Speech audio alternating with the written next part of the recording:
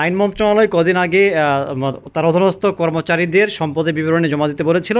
Sub রেজিস্ট্রাররা এসে ভাঙচুর করে গেছে, তারা দেবেন না, কর্মবিরতি পর্যন্ত গিয়েছিল।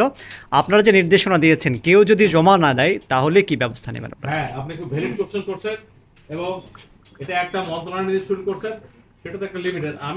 আমাদের দায়িত্ব হলো সারা Bangladesh. I am talking about 15 lakh. এটা আমরা অবশ্যই বলে দেবো, জমা না দিলে কি হবে, দণ্ডটা কোথায় হবে, কিভাবে তার বিরুদ্ধে ব্যবস্থা নেবেন।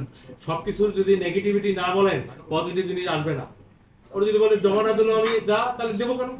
জমা না দিলে খবর আছে, সোজা কথা, আইনানুগ খবর। খবরটা কি?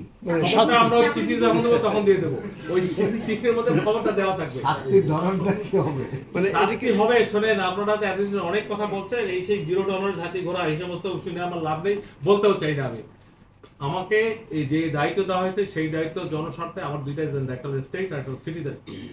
যা করার, যেখানে যেটা করার, আমরা পড়তে কিছু হব না। আমাদের কোনো ওই পাওয়ার রিসার্চ করতে হবে না, সেলফ গাইডেড, বিধি মোতাবেক কাজ করব, সাহসের সাথে কাজ করব। That is very important. এখানে আপনাদেরকে আমরা সহযোদ্ধা হিসেবে চাই। যদি দুই চার দিনের এরকম পাওয়া যায় বড় করাপ্টেড, দেয় নাই, তাকে ফোকাস করে নিউজ করেন। আমাদের একটা জিনিস বলতে হবে সামাজিকভাবে, চোরকে চোর বলতে হবে, সে যত বড় যেই হোক। এইবার প্রথম দেখতেছেন তো, শুধু চোর না, ডাকাত, আরো অনেক শব্দ যোগ হয়েছে, পাচারকারী, এই সেই লুণ্ঠনকারী।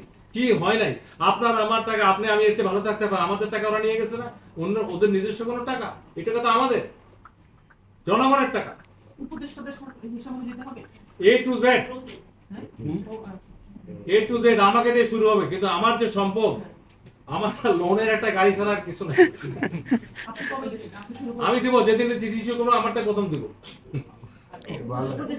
উপদেষ্টাদের কি এই চিঠি? আমরা এই চিঠির প্রেক্ষিতে সবাই সচেতন নাগরিক।